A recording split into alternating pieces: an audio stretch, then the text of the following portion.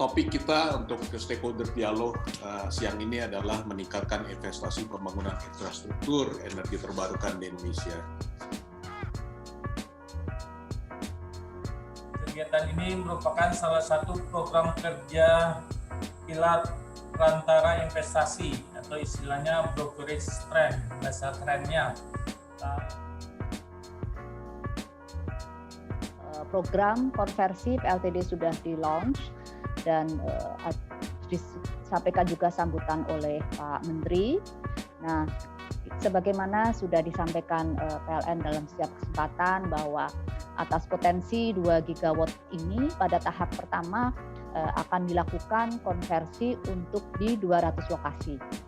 Di 200 lokasi tersebut dengan kapasitas PLTD yang akan dikonversikan sebesar 225 megawatt dan kriterianya adalah rata-rata ini yang semuanya adalah yang di off-grid, isolated, sehingga kami rasakan kerjasama dengan Mentari ini mempunyai positif dari sisi kami.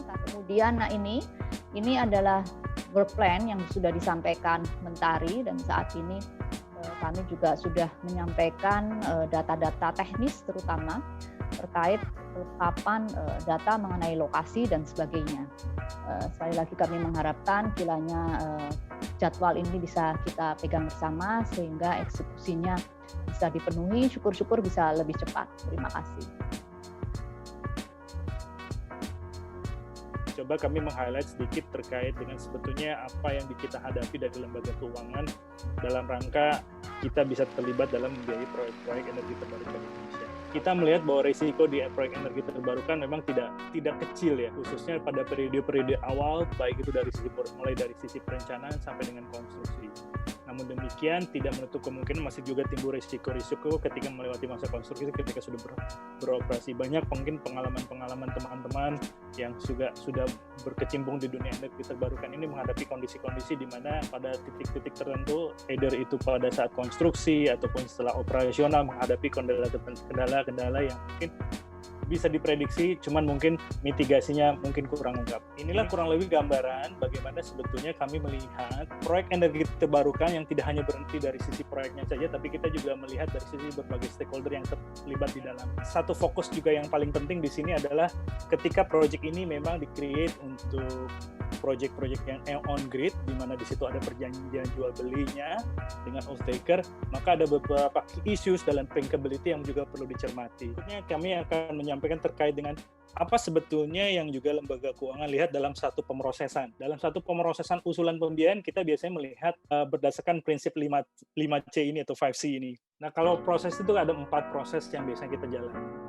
Mulai dari tahapan originasi, kita berikutnya nanti masuk ke dalam fase analisa risiko. Itu tadi yang kami gambarkan di depan tadi akan dilihat secara menyeluruh oleh tim manajemen risiko. Yang terakhir ada masuk ke fase transaksi atau eksekusi. Dan berikutnya adalah ketika sudah dilakukan pembiayaannya, kita tinggal monitoring bagaimana penyampaian dari pelaksanaan dari proyek itu dan bagaimana evaluasi. Ini ada satu proyek pembangkit listrik tenaga mini hydro, posisinya di Sumatera Barat, kapasitas sekitar 8 megawatt. Skema pembiayaan kita terapkan dengan skema project finance. Good thing about our business model is, and something which briefly I think my previous speaker here is spoken about, that we need a different kind of instrument in infrastructure. You see, there is a considerable growth and demand needed, for which 39 billion, close to 39 billion investment needed 2020 to 2025.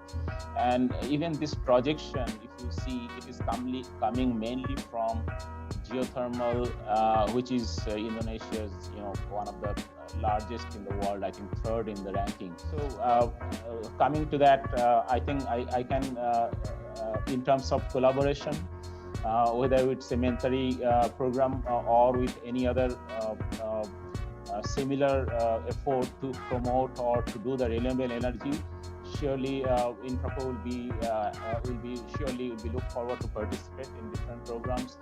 Our core strength is in funding high risk projects, and that's something we, unlike any banks. Regarding Indonesia, I think this is another. I'm really glad to announce here. I mean, this is very recent. again, it's not in renewable energy, but in the area of project finance, we have closed a deal in Indonesia in a rural broadband project. Kemudian ini adalah proyek kami IPP yang ada di NTT, ada 3 lokasi. Yang pertama ada di Sumba Timur, itu kebetulan under special focus company kami, yaitu PT Buana Energi Surya Persada. Kemudian proyek kedua kami, yaitu di Momere dan Inde, Pulau Flores, itu under SPC PT Industri Utama. Kemudian untuk proyek-proyek di private sector, normal kita ada term PPC, pasarnya biasanya ada di rumah, resort, hotel.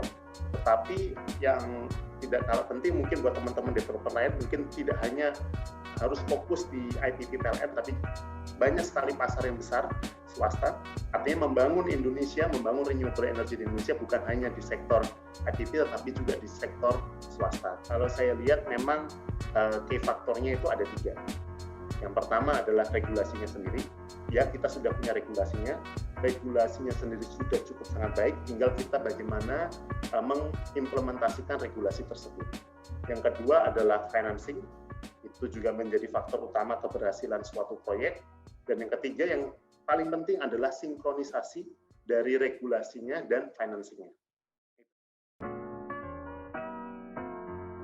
Actually, what is your main concern about the risk, or the return is too small for investing in Indonesia, for instance? Because I think one thing I think we all understand that some of the issues are common across all the region. To be fair, actually, it's not that everything is good in everywhere and only we are talking about uncertainty of this country. But for all, we are trying to highlight the issues country specific. But at the same time, there are issues which are many of the issues are common. But if you ask specifically on the risk or the return point of view, apakah benar local interest rate ini sampai saat ini masih cukup tinggi, atau kalau nggak salah saya dengar SME juga mempunyai source of financing dari macam-macam, Pak, ya? Ya, Pak Iwan. Terkait pertanyaan tersebut, mungkin ada beberapa hal yang saya bisa bantu jelaskan ya, Pak, ya. Terkait dengan interest rate, memang beberapa faktor mempengaruhi penentuan dari interest rate tersebut. Pemegang sahamnya dulu, sponsornya dulu gitu. Kalau misalkan ada cash flow di tahun ketiga keempat, ternyata pada saat itu jatuh kemampuannya tidak bisa dibayar karena ada kondisi tertentu, maka pemegang saham atau sponsor itu bisa memberikan dukungan untuk menutupi kebutuhan pendanaan. Mungkin Pak Riko bisa memberikan gambaran bahwa akses kepada lembaga keuangan kan tidak semuanya bisa dicapai oleh lembaga atau project developer, Pak. Nah, trik-trik Bapak apa nih supaya bisa share dengan pengembang lain, Pak? Oke, Pak. Ya, jadi memang apa yang kita lakukan dulu itu benar, Pak. Jadi memang tidak mudah untuk kita melakukan akses awalan untuk mendapatkan pendanaan. Yang kita lakukan sebelumnya adalah kita istilahnya door to door dulu, Pak, pertama kali, dan itu kita lakukan semenjak masa development. Jadi yang harus dilakukan karena Ibu juga tahu begitu banyak PPA yang sudah ditekan beberapa tahun yang lalu juga nggak selesai. Nah, bagaimana peran PLN dalam hal ini untuk membuat proyek-proyek yang sudah masuk baik ke DPT, RUPTL itu bisa berjalan, karena yang saya tahu small scale renewable energy ini baru dimasukkan secara keseluruhan ya Bu ya di RUPTL. Kesuksesan dari implementasi proyek DPT ini tidak hanya dari sisi PLN, tidak hanya sisi dari regulator, tapi juga pengembang, dalam hal ini developer juga harus mempersiapkan diri.